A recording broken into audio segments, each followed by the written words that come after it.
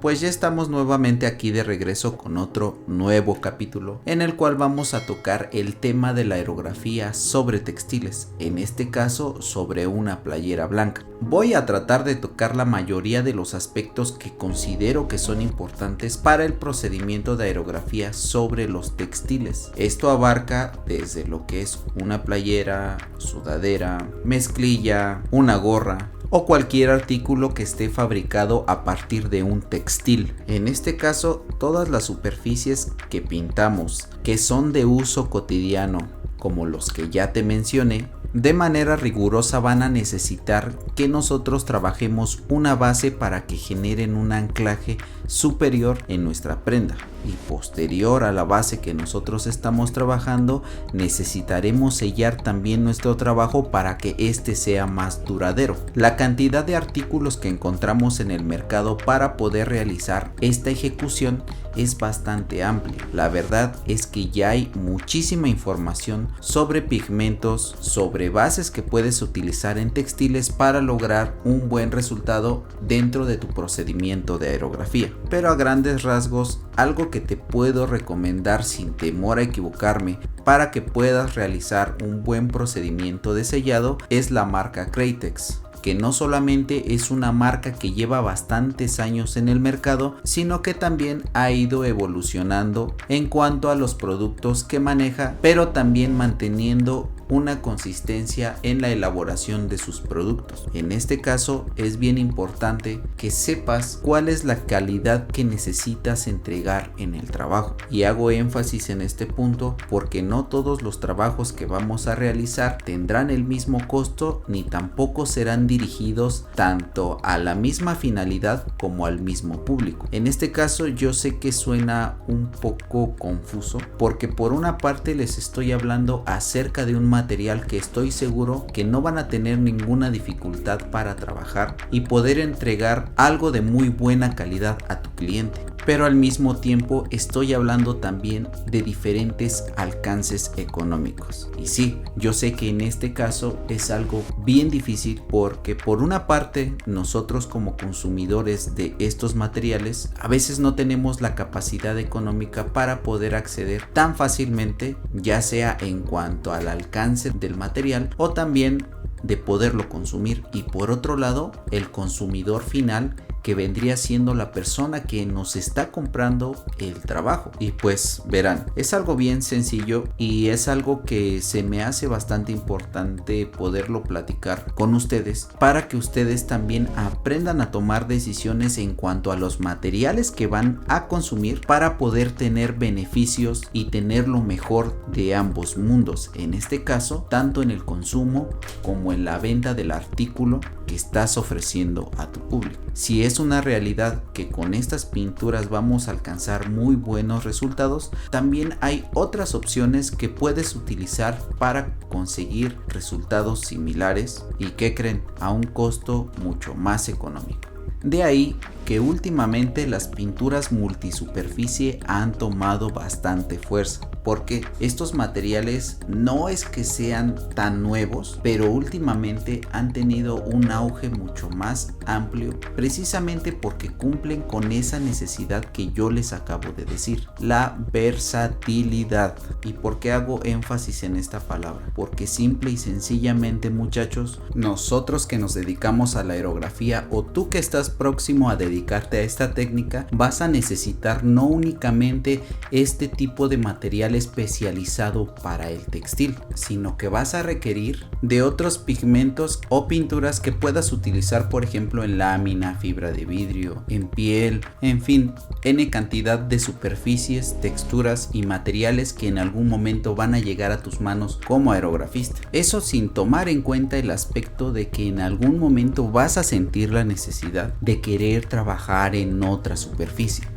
En pocas palabras, estas pinturas son unos facilitadores también de trabajo, como se los había dicho en alguna otra intervención, pero también de alguna manera frenan el crecimiento que te ofrece la experimentación, porque recuerda que cantidad de materiales hay como no tienes idea. Cerrarse y trabajar únicamente con este tipo de materiales hará que tu proceso de conocimiento cambie de rumbo y te hagas completamente dependiente de este tipo de materiales. Ojo, para nada estoy peleado con la opción de que tú trabajes con este tipo de materiales, sino todo lo contrario.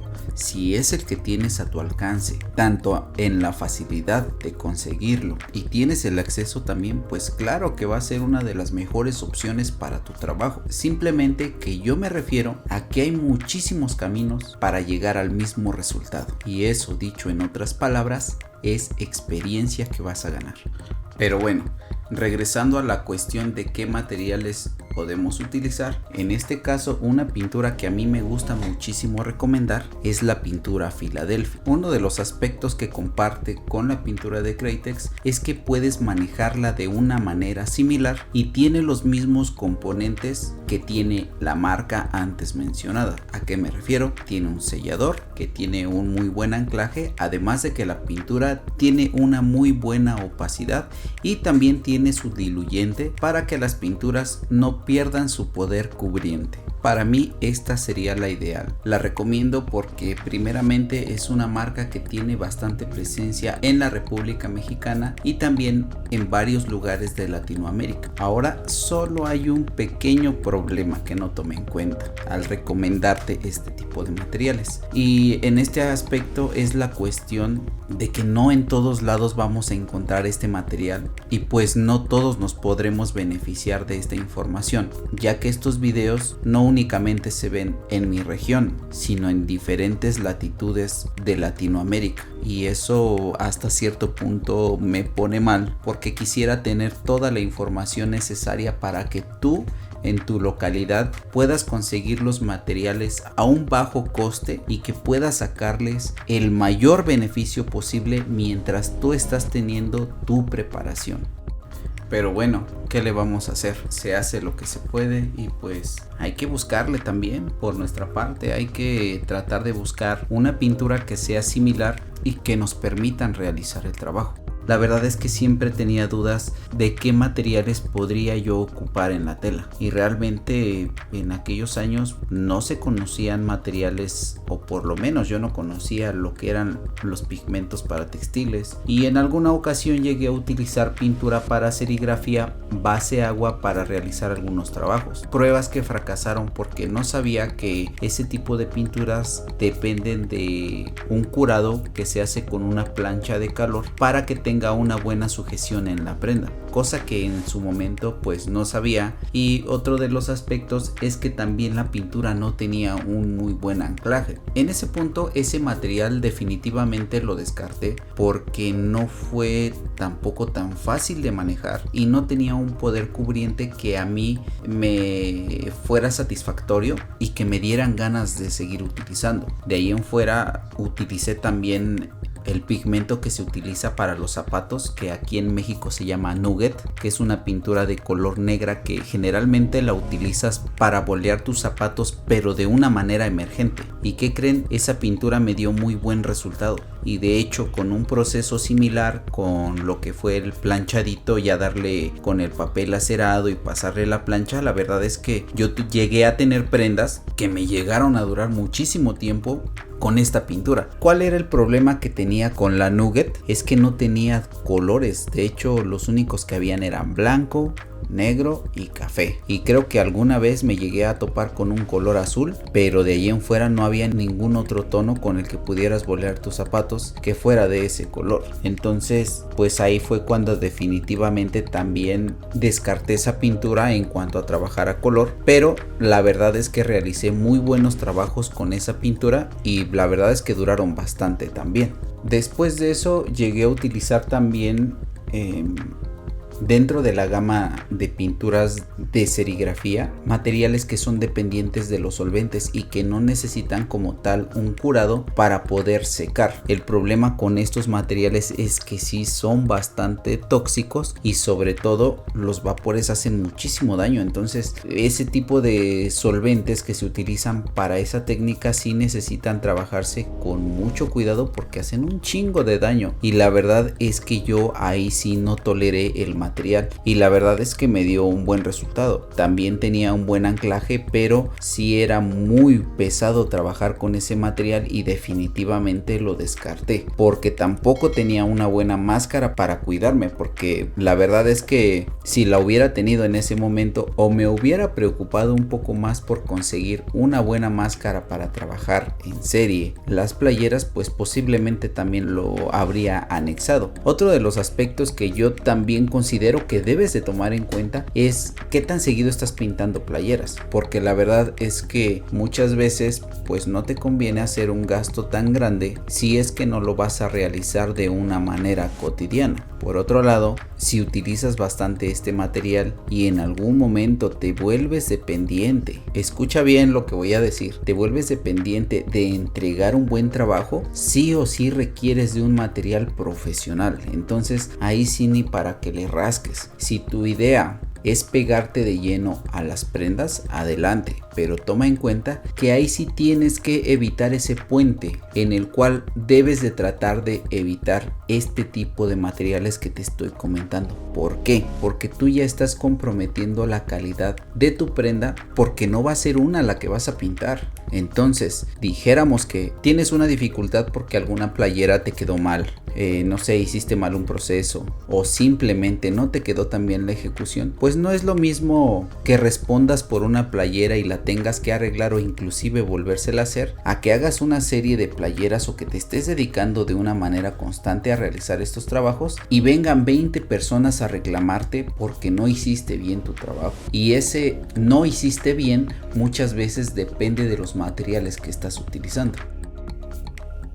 Por otra parte, también vamos a hablar un poco acerca de la concepción de los tonos piel a partir de un proceso de simplificación. En este caso, por la finalidad que va a tener esta playera, tomé la decisión de hacerlo de este modo, ya que al ser una ilustración que no depende de una calidad al 100% de las tonalidades de color de la piel, podemos realizar nuestros colores de una manera que sea muy práctica y que nos permita más enfocarnos en la elaboración y realización de nuestro proceso de aerografía que en la concepción de la gama de colores que vamos a utilizar. Esto yo creo que va a ser algo que te va a servir muchísimo para tus trabajos, puesto a que es una alternativa muy fácil de ejecutar.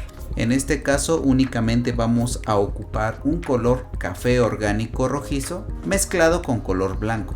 Ahora, dependiendo de la cantidad de blanco que tú apliques al café orgánico, vas a generar una tonalidad en piel que yo utilizo de manera estándar. Por ejemplo, en este caso que estamos haciendo esta ilustración y que tiene, por ejemplo, 3 o 4 tonalidades que van desde lo más claro hasta lo oscuro, todas los conseguí con el café orgánico. La única diferencia que hay, o mejor dicho, la única tonalidad que lleva un color más, es el color que utilizamos en la zona de penumbra. En ese caso fue la mezcla también de café orgánico rojizo con negro y un poquito de blanco. La ventaja que ofrece los colores orgánicos, en este caso el café, es que te va a permitir conseguir toda la gama de color de los tonos piel en el caso de que decidas hacerlo de esta manera. Aquí para mí es suficiente el cómo se representa el color con estos dos tonos, porque con esta metodología me permite mantener un equilibrio dentro de mi esquema de trabajo. ¿A qué me refiero? Como primer punto, y yo considero que el más importante, es que si se te llega a acabar el color mientras tengas estos dos tonos, es más fácil volver a conseguir una imitación del primer tono que utilizaste. Y otra de las cosas es que solo depende de aclarar hacia los blancos o oscurecer hacia el tono café. Como te lo decía hace un momento, en el caso de que quieras contaminarlo con negro para hacer un tono más oscuro, claro que se puede, o inclusive con un poquito de azul. Con este método lo que estamos haciendo es que nos está estamos evitando toda la travesía de color que se genera mediante la realización del proceso estándar. Que mira, realmente no es tan complicado cuando entiendes las proporciones, pero como principiante en esta técnica son muchísimas cosas por las que te tienes que preocupar cuando estás trabajando. Si ya de por sí es difícil tomar la decisión para realizar un dibujo que tenga el parecido, balancear bien tu presión de aire, hacer una dilución perfecta y además preocuparte por la mezcla de color que vas a utilizar en tu dibujo o tu ilustración. Son muchísimos aspectos por los cuales te tienes que preocupar en esta técnica. Entonces, si este método de simplificación te va a ayudar dentro de tu proceso de trabajo, en lo que tú empiezas a dominar la concepción de los colores piel como debe de ser, pues está perfecto. Bueno, por lo menos yo así lo creo. Algo que es importante que sepas es que como tal no te va a dar la representación exacta, sino que te va a dar un parecido y una facilidad de elaboración. ¿Sale? Porque luego me dejan cada comentario que me hace creer que ni siquiera ven ni 2 minutos el video. La verdad es que sé que a veces esto se torna bastante tedioso y pesado, que quisiéramos ver únicamente resultados excelentes y a veces se nos olvida, o mientras no lo necesitamos pues no tomamos o prestamos tanta atención a esta información, pero la verdad es que creo que es bastante conveniente que escuches todos los puntos que te dejo en estos videos para que vayas entendiendo y en el momento en el que lo necesitas puedas aplicarlo a tu trabajo diario.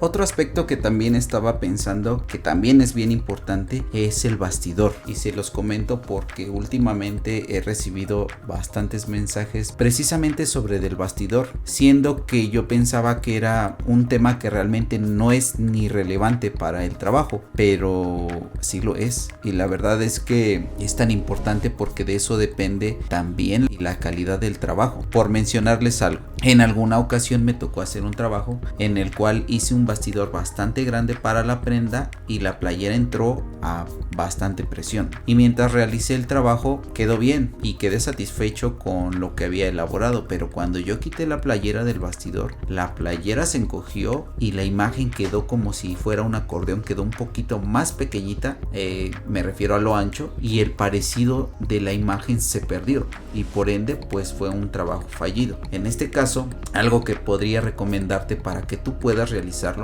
es que hagas un bastidor con una tabla de MDF o con la madera que tú tengas a tu alcance, pero sí que sea por lo menos de unos 6 milímetros para que la madera no quede floja. ¿A qué me refiero? Que muchas veces tú pones la playera en el bastidor y claro que al ser una madera, por ejemplo en el caso de un bastidor de 3 milímetros, pues te queda bien sujeta, pero si tú necesitas recargarlo en algún lado, esa madera se va a pandear, se va a doblar un poco y va a ser complicado trabajar con ese lienzo, a diferencia de que si tú trabajas con un bastidor más ancho, este te va a permitir que la prenda esté bien colocada y esté completamente rígida la superficie. Otro aspecto que es bien importante es cómo vas a sacar las medidas de tu playera, y en este caso voy a manejar unas cifras o unos números imaginarios porque pues todas las tallas son diferentes, pero guíate más o menos en este aspecto. Vamos a suponer que la playera mide de ancho 50 centímetros y para tú realizar tu bastidor dale 4 centímetros más para que la playera quede un poquito tensa, pero que no quede tan ajustada como para que tengas la complicación como la que ya te mencioné. En cuestión del largo de la playera, pues también saca tu reglita y tómale la distancia que mide desde el cuello hacia la parte de abajo de la playera y córtale de menos unos 4 centímetros más para que la playera no quede arrastrando en tu bastidor. Ahora, cada talla necesita su bastidor, no puedes utilizar un solo bastidor para 2 o 3 tallas porque en algunos casos o va a quedar muy floja la playera o de plano no va a entrar en el bastidor. Entonces sí vas a requerir tener varias medidas porque no siempre se piden las mismas tallas de playeras, y eso aplica también a las sudaderas, a las chamarras, a los chalecos, y pues necesitas varios bastidores. Antes de que se me olvide, también quería comentarles que los colores orgánicos, si no los consiguen con ese nombre, los pueden pedir también como concentrados de color. Si tú los ocupas base agua o base solvente, pídelos de esa manera. Aquí en la Ciudad de México de esa manera los conseguimos como colores orgánicos. Si en tu país o en tu localidad no los consigues, pídelos también como concentrados de color. Ese es otro nombre con el que se le conoce a estas pinturas. Pues son bastantes aspectos, ¿no creen? Espero que en realidad les funcionen a todos. Pero ¿y si no llego a conseguir ninguno de estos materiales para practicar? ¿Con qué puedo practicar en textiles? Esa es otra duda que salta cuando nosotros estamos practicando y ni siquiera tenemos el acceso a un material entre comillas decente para poder realizar un trabajo. Pues mi recomendación es que utilices lo que tengas a la mano: pintura de aceite, pintura alquidálica, laca, acrílica, base color, lo que tú te encuentres. Con eso practica, porque al final del día recuerda que todo lo que tú utilices va a formar parte de tu crecimiento. Entonces pues no te preocupes, pinta un chingo, practica un chingo y analiza cómo te resulta cada material y en qué circunstancias sí lo vas a poder ocupar y en qué circunstancias no. Ah, y otra cosa, esta playera la pinté con laca acrílica y lo hice de esta manera para que te des cuenta qué resultados se obtienen con una pintura que no va dedicada hacia un textil y qué textura queda en la prenda. Y pues por supuesto que vamos a tener curiosidad de qué tanto tiempo va a durar también la pintura en nuestra prenda y qué tan fácil es aplicarla sobre el textil. Y pues la única manera de que nos demos cuenta a ciencia cierta de cómo resulta este material es dándole una lavadita, pero antes dándole también una planchadita a la prenda con un papel acerado para que de alguna manera también este pigmento vulcanice un poco en la prenda y a ver qué resultado obtenemos.